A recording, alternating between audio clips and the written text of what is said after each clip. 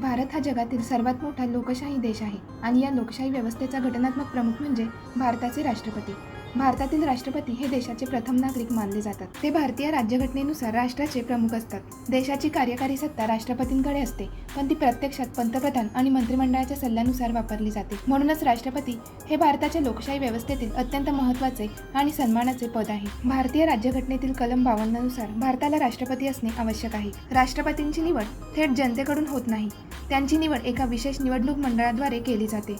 या मंडळामध्ये संसदेमधील निवडून आलेले सदस्य आणि राज्य विधानसभांमधील निवडून आलेले सदस्य सहभागी होतात. राष्ट्रपती होण्यासाठी काही अटी आहेत. ती व्यक्ती भारतीय नागरिक असली पाहिजे, तिचे वय किमान 35 वर्षे असावे आणि ती लोकसभेची निवडणूक लढवण्यास पात्र असावी. राष्ट्रपतींचा कार्यकाळ 5 वर्षांचा असतो, परंतु ते पुन्हा निवडून येऊ शकतात. राष्ट्रपती पदाची शपथ भारताचे मुख्य न्यायाधीश देतात.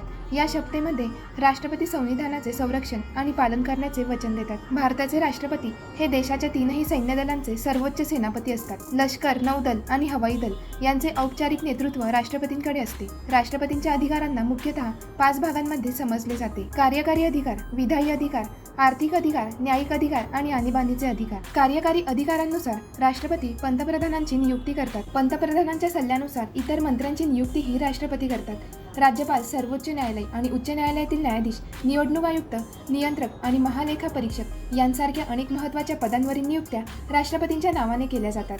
विधायी अधिकारांमध्ये राष्ट्रपती संसद अधिवेशन बोलावतात, स्थगित करतात आणि काही परिस्थितींमध्ये लोकसभा विसर्जित करू शकतात. संसदेत मंजूर झालेले कोणतेही विधेयक राष्ट्रपतींच्या मंजुरीशिवाय कायदा बनू शकत नाही. कधीकधी संसद अधिवेशनात नसताना तातडीने कायदा करण्याची गरज निर्माण होते. अशा वेळी राष्ट्रपती अध्यादेश जारी करू शकतात. या अध्यादेशाला कायदा इतकेच महत्त्व असते. आर्थिक अधिकारांनुसार केंद्र सरकारचा अर्थसंकल्प राष्ट्रपतींच्या परवानगीने संसदेत मांडला जातो. न्यायिक अधिकारांमध्ये राष्ट्रपतींना शिक्षा माफ करण्याचा किंवा कमी करण्याचा अधिकार आहे. विशेषतः मृत्यूदंडाच्या प्रकरणांमध्ये राष्ट्रपती निर्णय घेऊ शकतात. राष्ट्रपतींचे सर्वात महत्त्वाचे अधिकार म्हणजे आणीबाणीचे अधिकार. देशावर युद्ध, बाह्य आक्रमण किंवा अंतर्गत बंडाळीचा धोका निर्माण झाल्यास राष्ट्रपती राष्ट्रीय आणीबाणी जाहीर करू शकतात. तसेच एखाद्या राज्यात घटनात्मक यंत्रणा कोलमडली तर राष्ट्रपती राजवट लागू केली जाऊ शकते.